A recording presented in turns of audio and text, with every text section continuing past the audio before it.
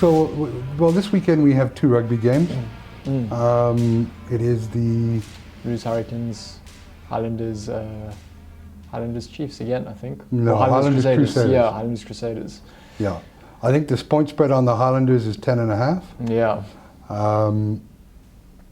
And the Highlanders are at home, so the Crusaders are favoured by 10.5. Yeah. And I think the other game is Chiefs Hurricanes, and I think the spread is around 4.5 to 3.5 on that game.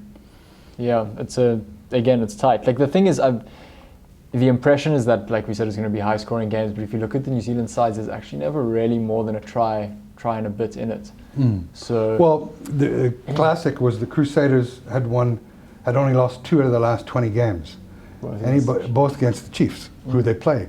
And people that don't read into history and say it has no relevance on the day are dreamers. They've always troubled the Crusaders. It was never going to be like a 12.5, 15-point game, you know? Especially Sam Cane coming back too. I know they've had a lot of injuries, but he's one of the significant ones that was missing. When it comes to just, you look at the way the New Zealand teams play too, if you've got a guy that can slow down the ball like Sam Cane, I think it makes a huge difference to the Chiefs' game plan. And it makes a big difference to the points total. Yeah. You know, when you're slowing down the game and you're allowing your defense to get to set, it's a huge factor. And all these factors come into any permutations you make for bets. Yeah. I think that what I have decided to do is only tip games 2 hours before kickoff from now or in running. Yeah. You actually can't be putting anything out on the Thursday, because by Saturday morning it's a completely different scenario. Yeah, unless the weather goes to the way that you've analysed it 2 days before. But it is New Zealand. I mean, God, that country is a beautiful country, but I'd never live there. You know, the weather is always, it's like four seasons in a day.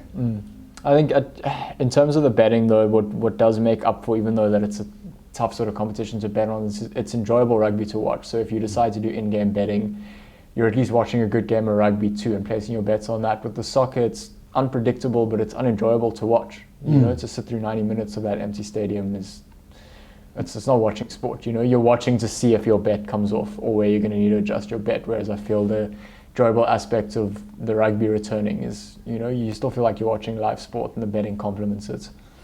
Let me ask you this question. Has watching sports been more interesting for you since you started betting on it?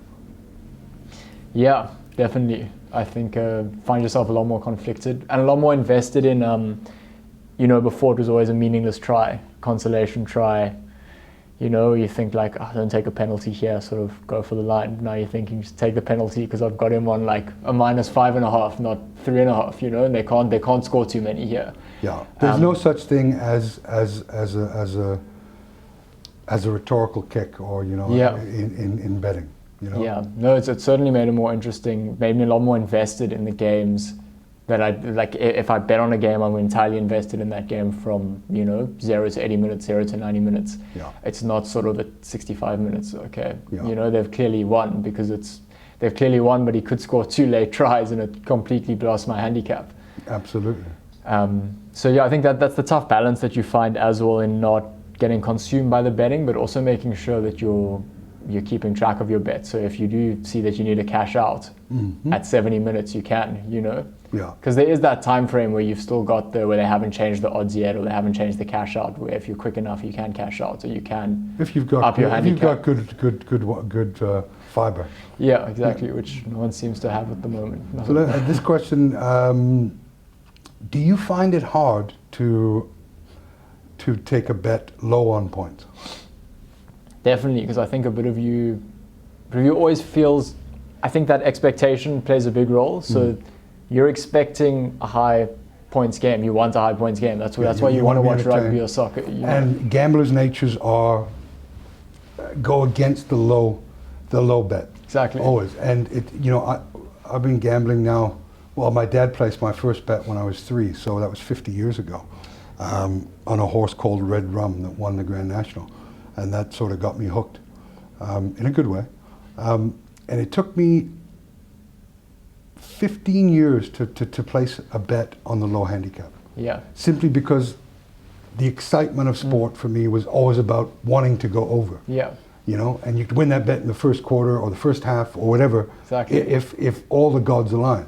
Yeah. And it's been, you know, when you become a better gambler, you will look at that handicap and take the under. Yeah. You won't be influenced by your gambler's nature to take the over all the time. It's an interesting point that you actually raised, that you almost want your bet to be, you know, if everything aligns within the first 15 minutes of the game, you could be over your points. But there's a bit of you that almost doesn't want to place a bet and then wait 80 minutes just to confirm how boring the game was, you know, or how low scoring the game was. It's almost like you're predicting something that you don't actually want to watch, which is an interesting element, like you said, in terms of watching sport and betting on it. I asked you to have a look. I don't know if you've done this, so you might be embarrassed by this question. First half, second half point scoring in Super Rugby in New Zealand. How's that looking? I think it's a lot less in the second half. Yeah. Which traditionally, if you looked at any market, they usually offer 7 to 10 first half for the high scoring. Even money for the first half and less odds in the second half, because traditionally teams tire, more gaps. Yeah. But what I've been noticing is that the second halves have been a lot less scoring than the first halves. Well, I think it's almost, you get the sense is that like parking the bus mentality has been coming to rugby because of this golden points law that's been introduced. So we saw those few drop goals in the first few rounds. Maybe that could be the mentality, is once you get a points high enough sort of differential in the first half, is to just try and hang on to your lead and not leak any points, so that you don't find yourself going into a draw situation and then having to play out further than 80 minutes. But all the second halves have been very enjoyable second halves. It hasn't been low scoring and sluggish, I've found. So yeah, it's another. Well, it's been lower scoring than the first half, you've just said. Yeah. Yeah. But I'm saying it hasn't been in terms of a viewer perspective. It hasn't been a boring second half to watch. It's been interesting, exciting rugby, but low scoring. Look, in a world in crisis and everything going on, you know, rugby offers a full stadium, or near as damn it. It offers exciting. You can't coast through rugby like you can in soccer. You're going to get hurt. You know, so the intensity is there from the moment the guys run on the field.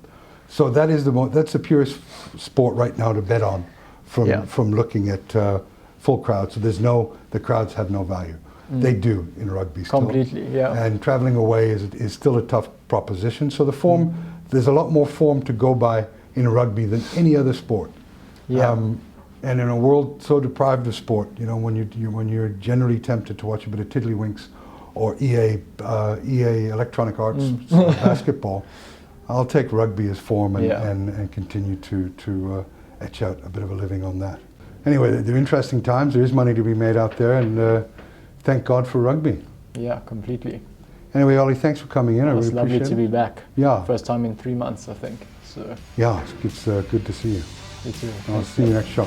Cool. Thanks, Bob.